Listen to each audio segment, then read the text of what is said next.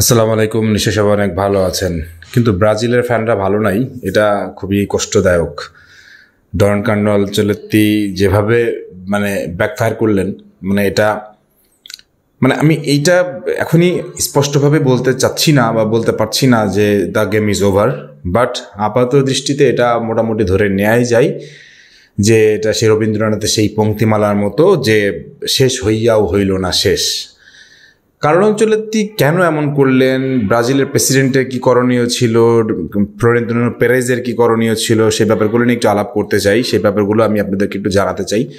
প্রথমে ব্যাপারটা খুব ভালোই চলছিল, কার্লো আনচেলত্তি লন্ডনে পৌঁছে গেলেন, সিবি প্রেসিডেন্টের প্রতিনিধি ওখানে ছিলেন, সব কিছু ঠিকঠাক চলতেছিল। কিন্তু আমি একটা প্রশ্ন রাখতে চাই, সেটা হচ্ছে যে ডন কার্লো আনচেলত্তি কি জানতেন না যে তার চুক্তির মেয়াদ কতদিন? তিনি যদি জানতেনই তাহলে তিনি ওই মৌখিক চুক্তি পর্যন্ত কেন গেলেন? তিনি তো জানতেন যে কতদিন তাকে থাকতে হবে বা ফ্লোরেন্তিনো পেরেজ তাকে ছাড়বে কিনা। এর আগে জিনেদিন জিদান বা হচ্ছে যে CR7 সাথে ফ্লোরেন্তিনো পেরেজ যে ধরনের অন্যায় আচরণ করছে, সেই যে আচরণটাও তো করতে পারেন, এরকম চিন্তা রাখা উচিত ছিল। সেই জিনিসটাই তিনি করছেন। কিন্তু কার্লো আনচেলত্তি কেন জানি না, এটা একটু মজা নিয়ে ফেললেন নাকি, মজা নেওয়ার ব্যাপারে মনে হলো কিনা আমি জানি না। ব্রাজিলের সাথে যেটা করলেন তিনি, সত্যি সত্যি বলতেছি, এটা খুবই অন্যায় এবং খুবই বাজে একটা কাজ হয়ে গেল। এখন ডন কার্লো আনচেলত্তি আসলে কি হইতো, না আসলে কি হইতো, এই ব্যাপারটা নিয়ে আমি পরে আর একটা ভিডিও বানাবো। বাট আসতেছেন কিনা বা আসবেন কিনা, এই ব্যাপারটা নিয়ে আপাতত আজকে কথা বলি। দ্বিতীয়ত যে বিষয়টা নিয়ে বলতে চাই, কার্লো আনচেলত্তি যখন তিনি ফাইনাল করতেছেন, তিনি একটা জিনিস কি, উনি আমার কাছে মনে হয়েছে ব্রাজিল দলের কোচে হওয়ার জন্য উনি প্যাশনেট ছিলেন না। ওনার হাতে একটা চাকরির দরকার ছিল, উনি চাকরিটা খোঁজার জন্য ব্যস্ত ছিলেন। যদি প্যাশনেট হইতেন তাহলে তিনি রিলিজ ক্লজের বা যেই ট্রান্সফার ফির যেই বাকি অঙ্কটা, সেই অঙ্কটা তিনি ছেড়ে দিয়ে আসতেই পারতেন।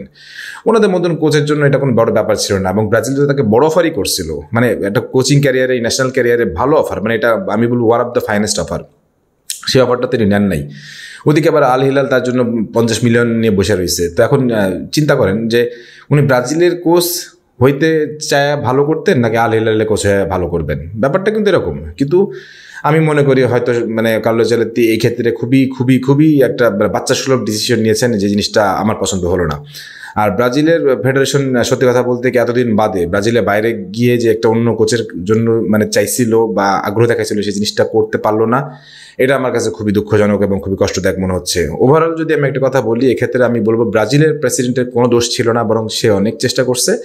এক্ষেত্রে দোষ যদি থেকেই থাকে, সেটা হচ্ছে ডন কার্লো আনচেলত্তির। উনি প্যাশনেটলি ব্রাজিলকে চান নাই। চাইলে উনি অবশ্যই আসতে পারতেন, যে কোনো কিছুর মূল্যেই আসতে পারতেন। লাস্টলি যে কথাটা বলে শেষ করতে চাই, ফ্লোরেন্তিনো পেরেজ যেই জায়গাটাই একদম হওয়া কাজ এসে পানি ঢেলে দিলে, ওই জায়গাটাই রদ্রিগেজ ব্রাজিলের প্রেসিডেন্ট, উনি বলতেছেন যে উনি এখন যুব যে দলের খেলাগুলো ব্রাজিলের হয় বা সেসব এইগুলো আপনি ফ্লোরেন্তিনো পেরেজ যখন খেলা দেখতে আসে, উনি ব্রাজিলে তাকে আর ঢুকতে দিবেন না। এটা একটা খুবই ভালো ডিসিশন হয়েছে ভাই। আমার কাছে মনে হয় যে এটা একটা কূটনীতিক চাল ছিল। এই কূটনীতিক চালে ব্রাজিল ফেডারেশন খুব ভালো একটা ডিসিশন নিছে। এবং উনি যদি এটা আসতে না পারেন, উনি কিন্তু আর স্কাউটিং করতে পারবেন না, ভালো ভালো খেলোয়াড় ব্রাজিলতে খুঁজে নিয়ে গিয়ে ওখানে খেলাতে পারবেন না। এটা ব্রাজিলের জন্য একটা চরম ভালো কাজ হয়েছে এবং আমি মনে করি ফ্লোরেন্তিনো পেরেজেরও একটা ভালো শিক্ষা হয়েছে। এখন শুধু শেষ করবে এটা বললে যে এখনও আমি আশার আলো একটু একটু দেখতে পাচ্ছি। সেই আশার আলোটা আসলে আলটিমেটলি সম্ভাবনা খুবই হয়তো কম, বাট আমি এখনও আশা ছাড়তে রাজি না।